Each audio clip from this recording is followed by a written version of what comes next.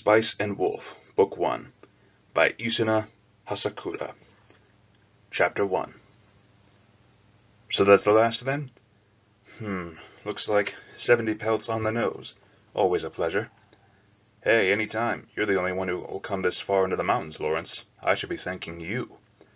But for my trouble, I get truly fine pelts. I'll come again. The usual pleasantries concluded, Lawrence managed to leave the village just around 5 o'clock. The sun was just beginning its climb when he left, and it was midday by the time he descended from the mountains and entered the plains. The weather was good. There was no wind. It was a perfect day for dozing in the wagon as he crossed the plains. It seemed absurd that only recently he had felt the chill of the approaching winter.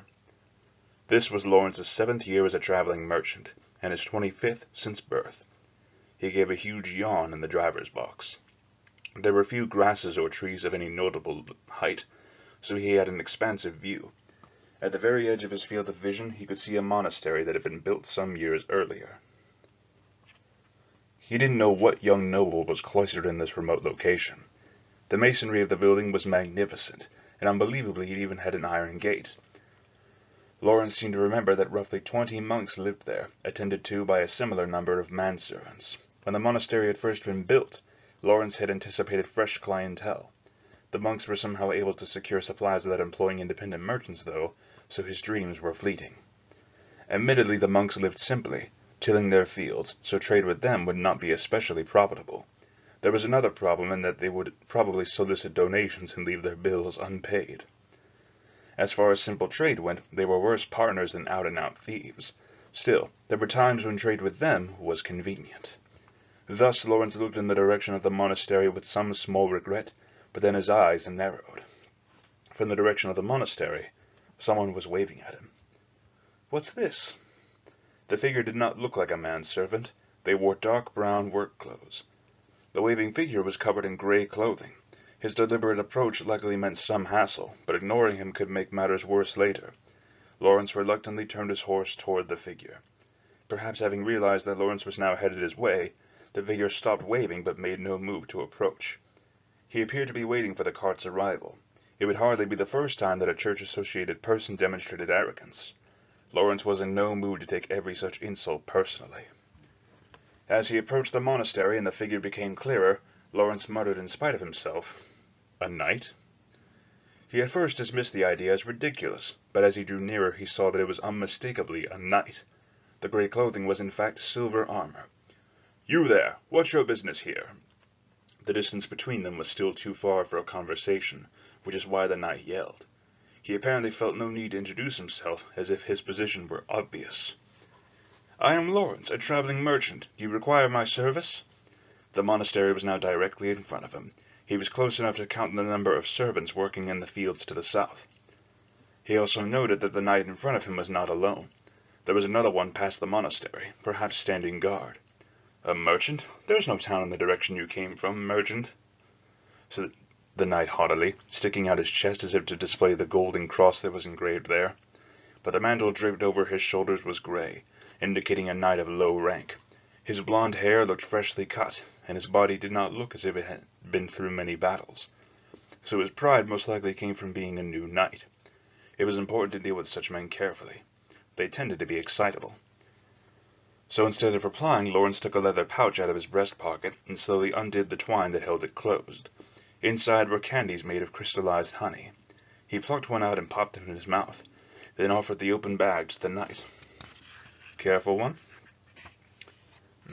said the knight, hesitating momentarily, before his desire for the sweet candy won out.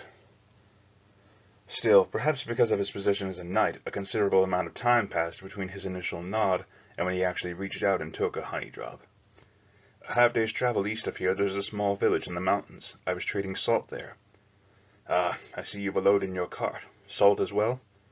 "No, but furs. Look," said Lawrence, turning around and removing the tarp that covered his load, revealing a bundle of magnificent marten pelts. A year's salary of the knight before him was paltry compared with its worth. And this? "Ah, this is wheat I received from the village." The sheaf of wheat in the corner of the mountain of furs had been harvested in the village where Lawrence had traded his salt. It was hardy in cold weather and resisted insects. He planned to settle it in the northwest, where crops had sustained heavy frost damage. Very well, you may pass. It was a strange way of speaking for someone who'd summoned him over so high-handedly earlier, but if Lawrence were to meekly say, "Yes, sir," now, a fine merchant he'd be. "So, what occasions your post here, Sir Knight?" The knight's brow knitted in consternation at the question and furrowed still deeper as he glanced at the bag of honey drops. He was well and truly caught now. Lawrence undid the bag's string closure and plucked out another sweet, giving it to the knight. Delicious. I should thank you." The knight was being reasonable. Lawrence inclined his head gratefully, using his best trader's smile. The monks have caught wind of a big pagan festival that's approaching. Thus the increased guard. Do you know anything of this festival? If his face had betrayed any hint of his disappointment at the explanation, calling it a third-rate performance would have been generous.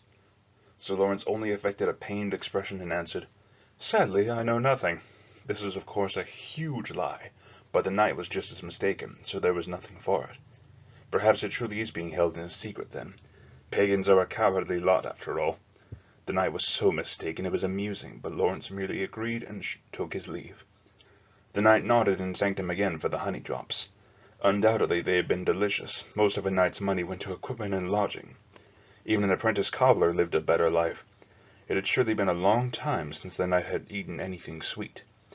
Not that Lawrence had any intention of giving him another piece. Still, a pagan festival, they say? Lawrence repeated the knight's words to himself once the monastery was well behind him. Lawrence had an inkling of what the knight was talking about. Actually, anyone from this area would know about it. But it was no pagan festival. For one thing, true pagans were farther north or farther east. The festival that happened here was hardly something one needed knights to guard against. It was a simple harvest festival, of the sort to be found nearly anywhere. True, this area's festival was somewhat grander than the typical celebration, which is probably why the monastery was keeping an eye on it and reporting to the city. The church had long been unable to keep control over the area, which undoubtedly made it all the more nervous about goings-on. Indeed, the church had been eager to hold inquisitions and convert heathens, and clashes between natural philosophers and theologians in the city were far from rare. The time when the church could command the populace's unconditional submission was vanishing. The dignity of the institution was beginning to crumble. Even if the inhabitants of the city said nothing, all were gradually beginning to realize it. In fact, the Pope had recently had to petition the monarchs of several nations for funds when tithes had come in below expectations. Such a tale would have been preposterous even 10 years before. Thus the church was desperate to regain its authority. "Business everywhere will suffer," said Lawrence with a rueful smile, popping another honey drop into his mouth. The western skies were a more beautiful golden hue than the wheat in the fields by the time Lawrence arrived in the plains. Distant birds became tiny shadows as they hurried home, and here and there the frogs sang themselves to sleep. It appeared that the wheat fields had been mostly harvested, so the festival would undoubtedly begin soon, perhaps even as soon as the day after tomorrow. Before Lawrence laid the expanses of the village of Paslow's fertile wheat fields. The more abundant the harvest, the more prosperous the villagers. Furthermore, the noble who managed the land, one Count Arundot, was a famous area eccentric, who enjoyed working in the fields himself. Naturally, the festival also enjoyed his support, and every year it was a riot of wine and song. Lawrence had not once participated in it, though. Unfortunately, outsiders were not permitted. "Ho there, good work," Lawrence called out to a farmer driving a cart heaped high with wheat in the corner of one of the fields. It was well-ripened wheat. Those who had invested in wheat futures could breathe a sigh of relief. "What's that?" "Might you tell me where to find Yare?" Lawrence asked. "Oh, Yare'll be over yonder. See where the crowd is gathering? That field. It's all youngsters at his place this year. Whoever's slowest will wind up being the hollow," said the farmer good-naturedly, his tanned face smiling. It was the kind of guileless smile a merchant could never manage. Lawrence thanked the farmer with his best trader's smile, and turned his horse toward Yare's place. Just as the farmer had said, there was a crowd gathering within its confines, and they were shouting something. They seemed to be making sport of the few who were still working the field, but it wasn't ridicule at their lateness. The jeering was part of the festival. As Lawrence lazily approached the crowd, he was able to make out their shouting. "There's a wolf! A wolf! A wolf lies there! Who will be the last and catch the wolf? Who? Who? Who? The villagers shouted, their faces so cheerful one wondered if they were drunk. None of them noticed Lawrence pulling his cart up behind the crowd. What they so enthusiastically called a wolf was in fact not a wolf at all. Had it been real, no one would have been laughing. The wolf was the harvest god, and according to village legend, it resided within the last stalk of wheat to be reaped. Whoever cut that stalk down would be possessed by the wolf, it was said. It's the last bundle! Mind you, don't cut too far. Holo flees from the greedy hand. Who will catch the wolf? It's Yare, Yare, Yare, Yare. Lawrence got off his wagon and peered at the crowd just as Yare caught the last bundle of wheat. His face was black with sweat and soil as he grinned and hefted the wheat high, threw his head back, and howled. Awoo! It's Holo! Holo! Holo! Holo! Awoo! Holo the wolf is here! Holo the wolf is here! Catch it now! Catch it quick! Don't let it escape! The shouting men suddenly gave chase after Yare. The god of the bountiful harvest, once cornered, would possess a human and try to escape. Capture it, and it would remain for another year. None knew if this god truly existed, but this was an old tradition in the area. Lawrence had traveled far and wide, so he put no stock in the teachings of the church, but his faith in superstition was greater even than that of the farmers here. Too many times had he crossed mountains only to arrive in towns and find the price of his goods dropping precipitously. It was enough to make anyone superstitious. Thus he didn't bat an eye at traditions that true believers or church officials would have found outrageous. But it was inconvenient that Yare was this year's Holo. Now Yare would be locked in a granary stocked with treats until the festival was over, close to a week, and would be impossible to talk to. Nothing for it, I suppose, said Lawrence, sighing as he returned to his wagon and made for the village head's residence. He had wanted to enjoy some drinks with Yare and report on the events of the monastery, but if he didn't sell the furs that were piled high in his wagon bed, he wouldn't be able to pay for goods purchased elsewhere when the bills came due. He also wanted to sell the wheat he'd brought from the other village, and couldn't wait around for the festival to end. Lawrence talked briefly of the midday happenings at the monastery to the village head, who was busy with festival preparation. He politely declined the offer to stay the night and put the village behind him. Years before the Count began to manage the region, it had suffered under heavy taxes that drove up the prices of its exports. Lawrence had bought some of this unfavorably priced wheat and sold it for but a meager profit. He hadn't done it to win favor with the village, but rather because he simply didn't have the resources to compete with the other merchants for the cheaper, finer grain. Nevertheless, the village was still grateful for his business then, and Yare had been the middleman for the deal. It was unfortunate that he couldn't enjoy a drink with Yare, but once Holo appeared, Lawrence would soon be chased out of the village as the festival came to its climax. If he'd stayed the night, he wouldn't have been able to stay long. As he sat on his wagon, Lawrence felt a sense of loneliness at being excluded thus. Nibbling on some vegetables he'd been given as a souvenir, he took the road west, passing cheerful farmers returning from their day's work. Having returned to his lonely travel, Lawrence envied the farmers with their friends. Lawrence was a traveling merchant and 25 years old. At 12 he'd apprenticed under a relative, and at 18 he set out on his own. There were many places he had yet to visit, and he felt that the true test of his mettle as a trader was yet to come. Like any number of traveling merchants, his dream was to save enough money to open a shop in a town, but the dream still seemed distant. If he could seize upon a good opportunity, it might not be so, but unfortunately the larger traders seized such opportunities with their money. Nevertheless, he hauled loads of goods across the countryside in order to pay his debts in a timely fashion. Even if he saw a good opportunity, he lacked the wherewithal to seize it. To a traveling merchant, such a thing wasn't as unreachable as the moon in the sky. Lawrence looked up at the moon and sighed. He realized such sighs were more frequent lately, whether as a reaction to years of frantic trading simply to make ends meet, or because recently he'd gotten slightly ahead and was thinking more about the future. Additionally, when he should have been thinking about little else besides creditors, payment deadlines, and getting to the next town as quickly as possible, thoughts chased one another through his head. Specifically, he thought of the people he'd met in his travels.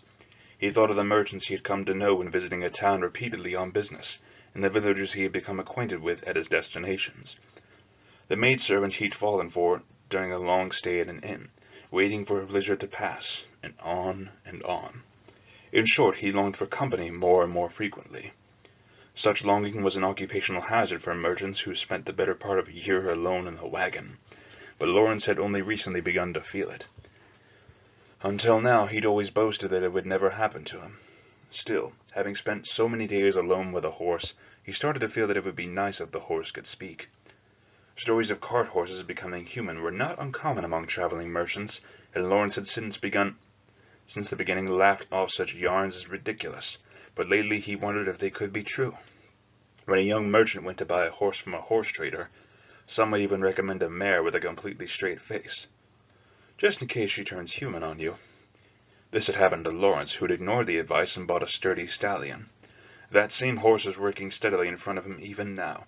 But as time passed and Lawrence grew lonely, he wondered if he mightn't have been better off with a mare after all. On the other hand, that horse hauled heavy loads day in and day out. Even if it were to become a human, it seemed impossible that it would fall in love with its master, or use its mysterious powers to bring them good fortune. It would probably want to be paid and given rest, Lawrence mused. As soon as this occurred to him, he felt that it was best if a horse stayed a horse, even if it did make him selfish. Lawrence smiled bitterly and sighed as if tired of himself. Presently he came to a river and decided to make camp for the night. The full moon was bright, but that did not guarantee that he wouldn't fall into the river. And if that happened, calling it a disaster would be an understatement. He'd have to hang himself. That kind of trouble he didn't need. Lawrence pulled back on the reins, and the horse stopped at the signal, heaving 2 or 3 sighs as it realized its long-anticipated rest was here. Giving the rest of his vegetables to the horse, Lawrence took a bucket out of the wagon bed and drew some water from the river, setting it before the animal. As it happily slurped at the bucket, Lawrence drank some of the water he had gotten from the village. Wine would have been nicer, but drinking without a partner only made the loneliness worse.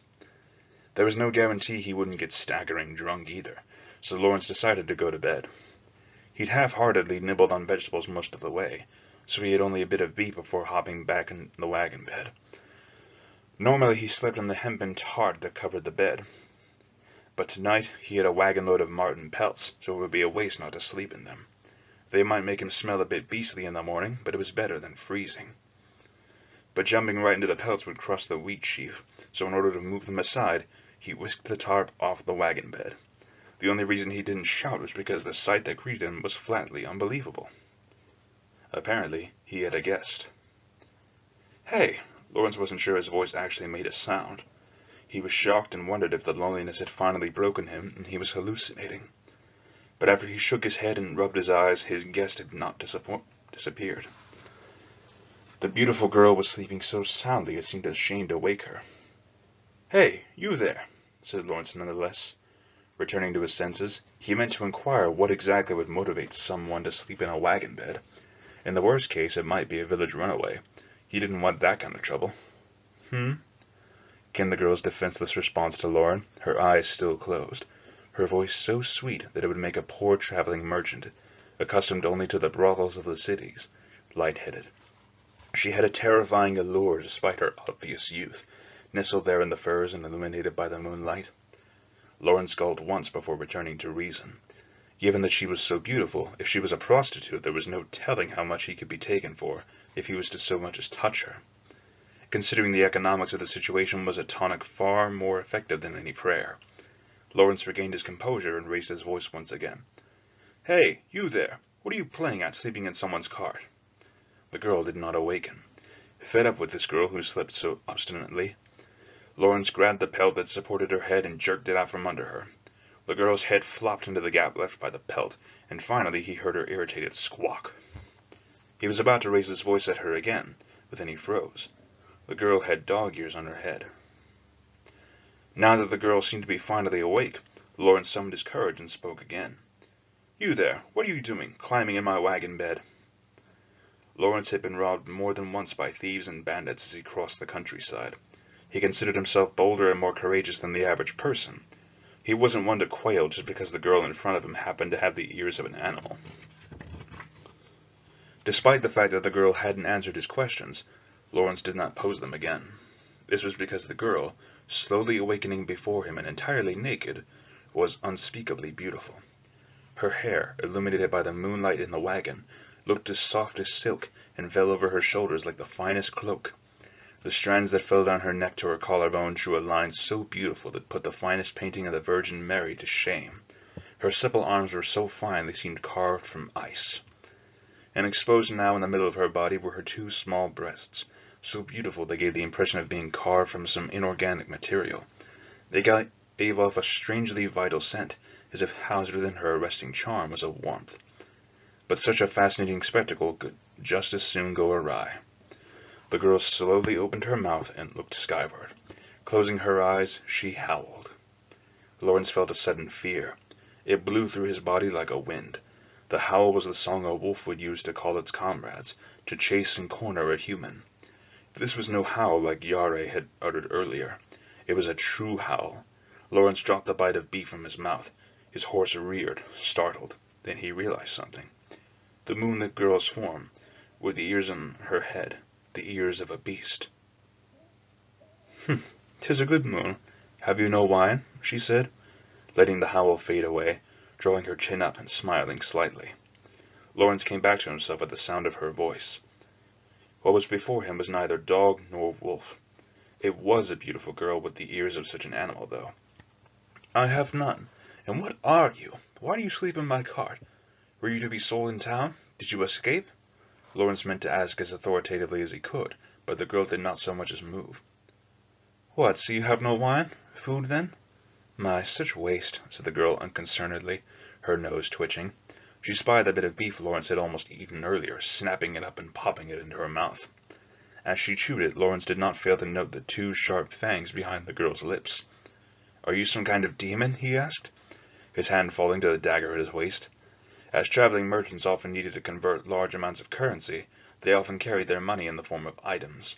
The silver dagger was one such item, and silver was known as a holy metal, strong against evil.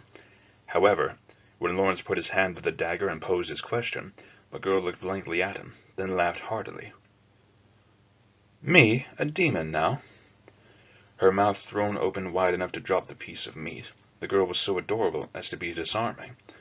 Her two sharp fangs only added to her charm. However, being laughed at made Lawrence angry. "How is that so amusing?" "Oh, it's amusing, it is. That is surely the first time I have been called a demon." Still giggling to herself, the girl picked up the meat again and chewed it. She did have fangs. Add in her ears, and it was clear enough that she was no mere human. "What are you?" "Me?" "Who but you would I be talking to?" "The horse, say." When Lawrence drew his dagger, the girl's smile disappeared.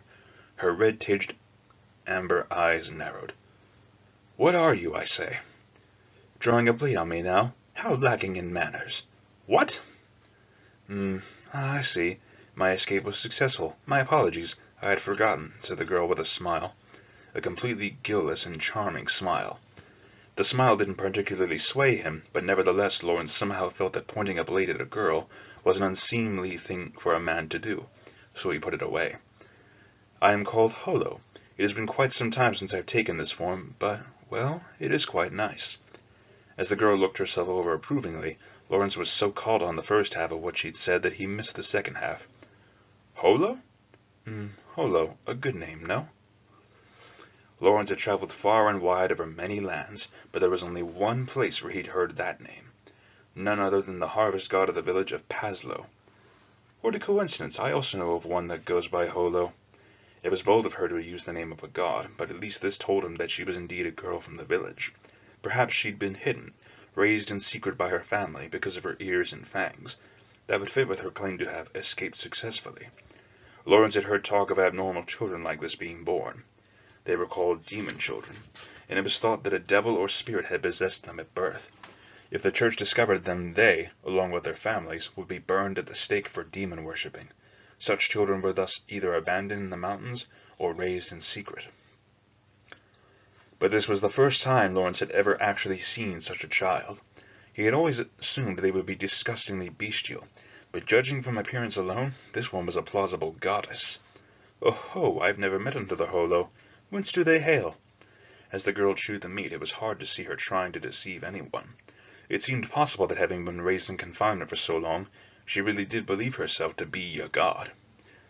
"It is the name of this area's harvest god. Are you a god?"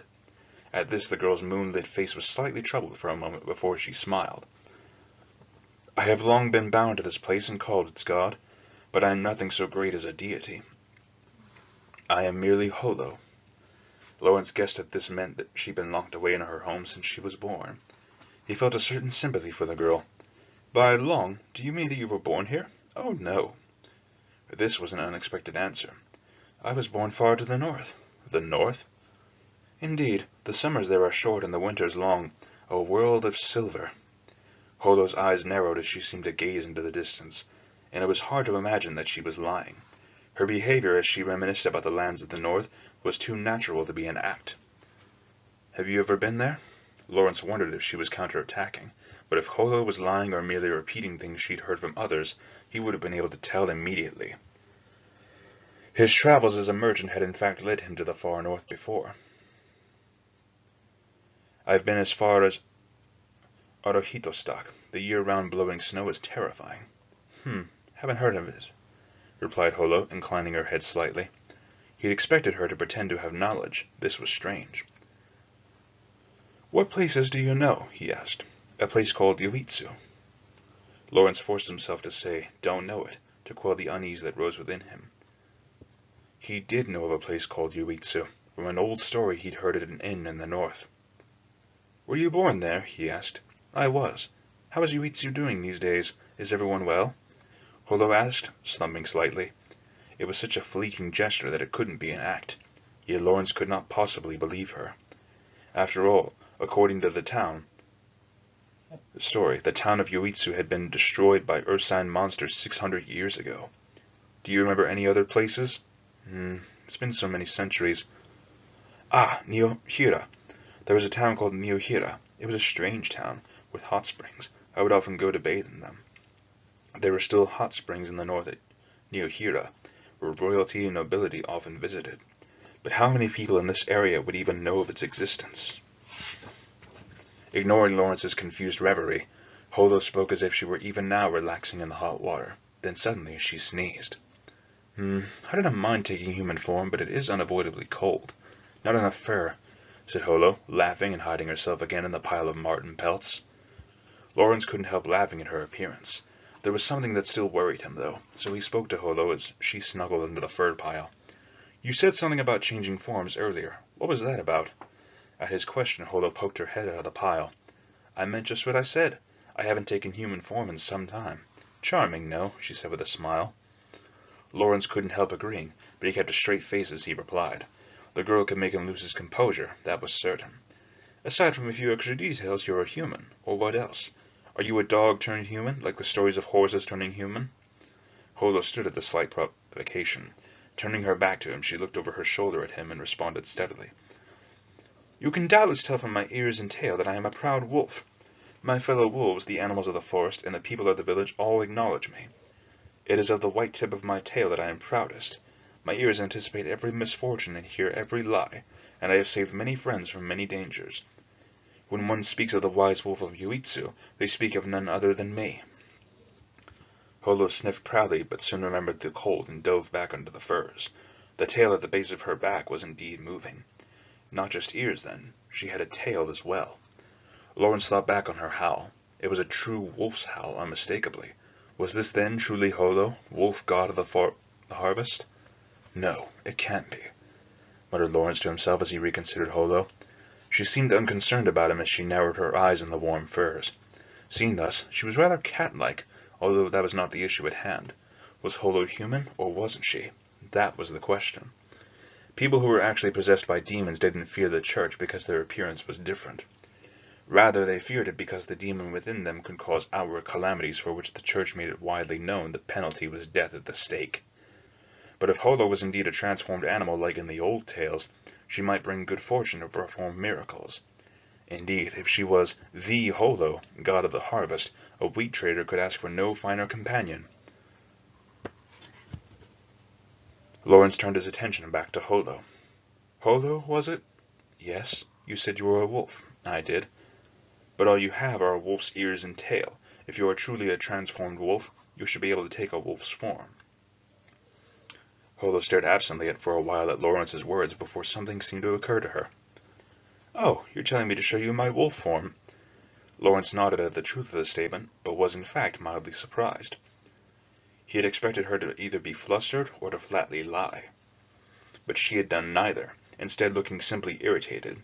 This expression of irritation was far more persuasive than the clumsy lie, the assurance that she could transform, that he expected. I don't want to, she said plainly. Why not? Why do you want me to? She shot back, pouting. Lawrence winced at her retort, but the question of whether Holo was human or not was an important one to him. Recovering from his stumble, Lawrence put as much confidence as he could muster into his voice, trying to regain the conversational initiative. If you were a person, I would consider turning you into the church. Demons cause calamity, after all. But if you are really Holo, god of the harvest, in human form, then I needn't turn you in. Were she genuine, well, tales of transformed animals acting as envoys of good fortune still remained. Far from turning her in as a demon, he would happily offer her wine and bread. If not, the situation would be difficult. As Lawrence spoke, Holo wrinkled her nose, and her expression grew darker and darker. From what I have heard, transformed animals can change their original forms. If you are telling the truth, you should be able to do so as well, yes? Holo listened with the same irritated expression. At length she sighed softly, and slowly extracted herself from the pile of furs. I have suffered many times at the hand of the church. I'll not be given over to them. Yet, she sighed again, stroking her tail as she continued. No animal can change its form without a token. Even you humans need makeup before you can change your appearance. Likewise, I require food.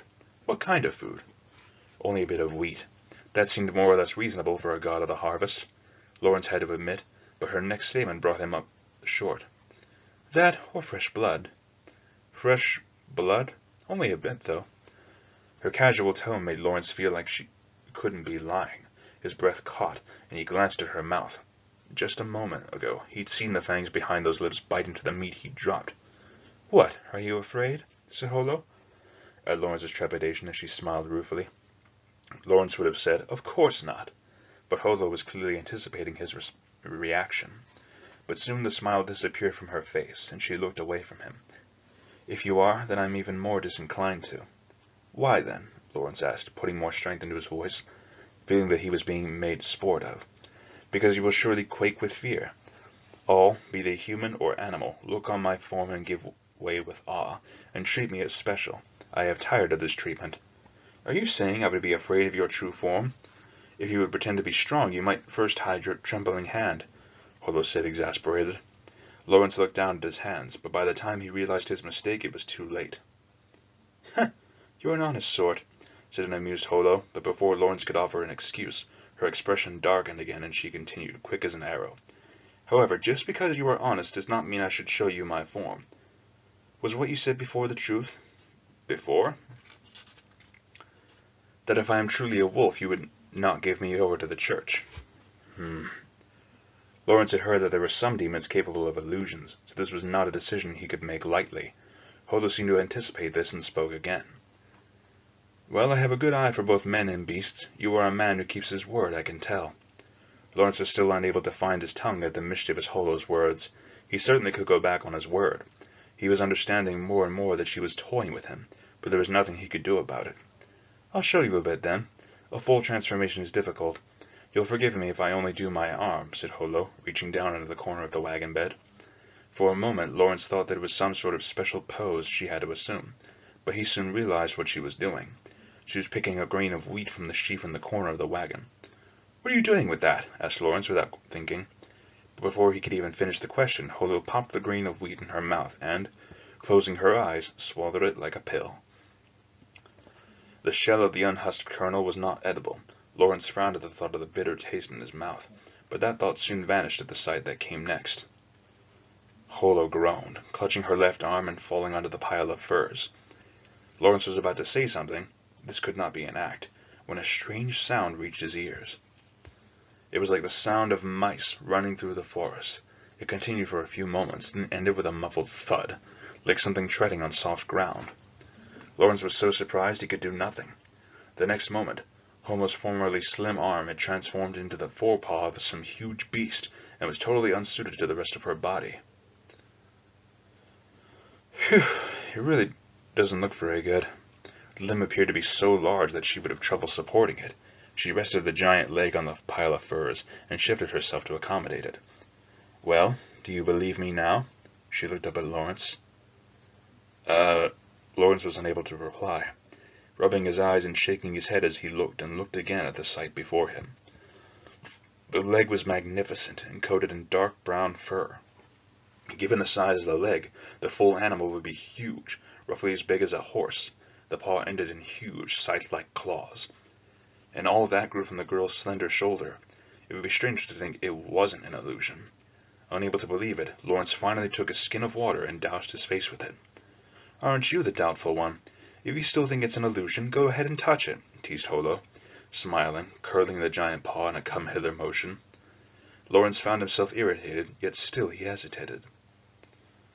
Besides the sheer size of the limb, it also gave off a certain ineffable sense of danger. It was the leg of a wolf. "I've dealt with goods called dragon legs," Lawrence told himself, irritated at his cowardice, and just before his hand could touch it. "Oh," said Holo, seeming to remember something. Lawrence snapped his hand back. "What is it?" "Oh, nothing. Don't be so surprised," said Holo, now sounding annoyed. Adding embarrassment to his fear, Lawrence became angrier and angrier at what he felt was his failure as a man. Getting hold of himself, he reached out once again. "So what happened?" "Be gentle, will you?"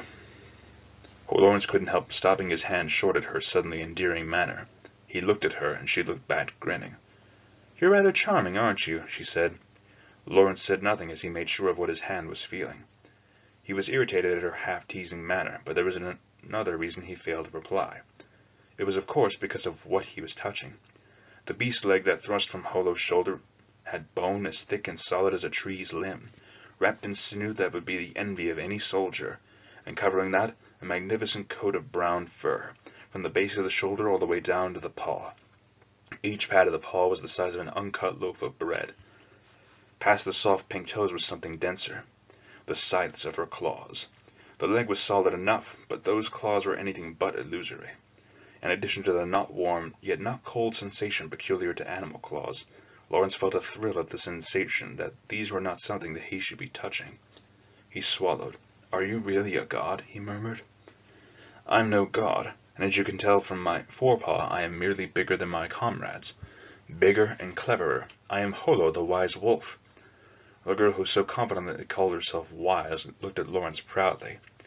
She was every bit a mischievous young girl, but the aura that the beast's limb exuded was not something a mere animal could ever manage. It had nothing to do with the size of the thing. "So, what think you?" Lawrence nodded vaguely at her question. "But the real Holo should be in Yare now. The wolf resides on the one who cuts the last wheat stalk, they say." "I am Holo the wise wolf. I know well my own limitations. It is true that I live within the wheat. Without it, I cannot live. And it is also true that during this harvest I was within the last wheat to be harvested, and usually I cannot escape from there. Not while any were watching. However, there is an exception." Lawrence listened to her explanation, impressed with her rapid delivery. "If there is nearby a larger sheaf of wheat than the last one to be harvested, I can move unseen to that wheat. That's why they say it, you know, the villagers. If you cut too greedily, you won't catch the harvest god, and it will escape." Lawrence glanced at his wagon bed with a sudden realization. There was the sheaf of wheat, the wheat he'd received from the mountain village. "So that is how it was done. I suppose one could call you my savior. If you hadn't been there, I would never have escaped." Although Lawrence could not quite bring himself to believe those words, they were lent persuasion when Holo swallowed a few more wheat grains and returned her arm to normal. However, Holo had said savior with a certain distaste, so Lawrence decided to get even with her. "Perhaps I should take that wheat back to the village, then. They'll be in a bad way without their harvest god. I've been friends with Yare and others in Pazlo for a long time. I'd hate to see them suffer." He concocted the pretense on the spot, but the more he thought about it, the truer it seemed. If this Holo was the real Holo, then wouldn't the village begin suffering poor harvests? After a few moments, his ruminations ended. Holo was looking at him as if stricken. You're jesting, surely," she said. Her suddenly frail mind rocked the defenseless merchant. "Hard to say," Lawrence said vaguely, trying to conceal his internal conflict and buy some time. Even as his head filled with other concerns, his heart grew only more uneasy. Lawrence agonized. If Holo was what she claimed to be, the god of the harvest, his best course of action would be to return her to the village. He had long associated with Pazlo. He did not wish them ill. However, when he looked back at Holo, her earlier bravado was entirely gone. Now she looked down, as apprehensive as any princess in an old knight tale. Lawrence grimaced and put the question to himself. Should I return this girl to the village, even though she clearly does not want to go? What if she is the real Holo? He mulled the matter over in a cold sweat, the two questions battling in his mind. Presently he became aware of someone looking at him.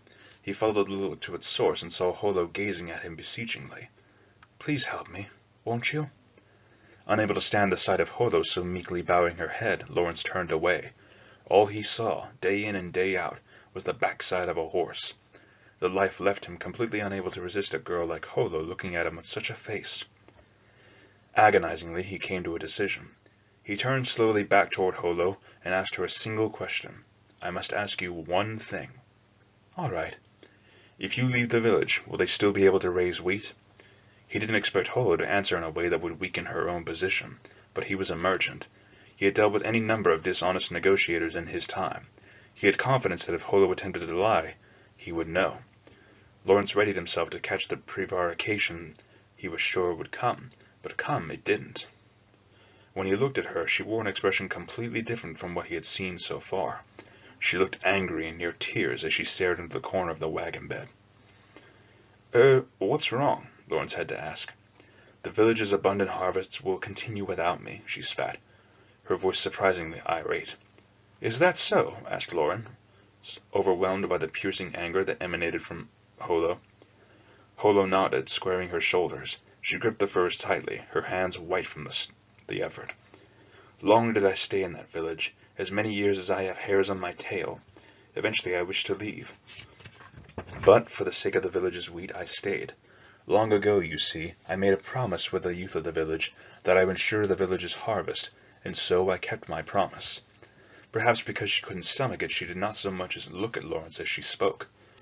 Earlier her wit and words had been quick and easy. Now she stumbled uncertainly. "I am the wolf that lives in the wheat. My knowledge of wheat, of things that grow in the ground, is second to none. That is why I made the village's fields so magnificent, as I promised. But to do that, occasionally the harvest must be poor. Forcing the land to produce requires compensation. But whenever the harvest was poor, the villagers attributed it to my caprices, and it has only gotten worse in recent years. I have been wanting to leave. I can stand it no longer. I long ago fulfilled my promise." Lawrence understood Holo's anger. Some years ago, Pazlo had come under the care of Count Arundel, and since then new farming techniques had been imported from the south, increasing yield. Holo thus felt that her presence was no longer necessary. Indeed, the rumor was proliferating that not even the god of the church existed. It was not impossible that a countryside hamlet's harvest god had gotten wrapped up in such talk. The village's good harvests will continue. There will be a poor yield every few years, but that will be their own doing. And they'll overcome it on their own. The land doesn't need me, and the people certainly don't need me either. Getting her words out all in one breath, Holo sighed deeply and fell over on the pile of furs yet again. She curled up, pulling the furs around her and burying her face in them.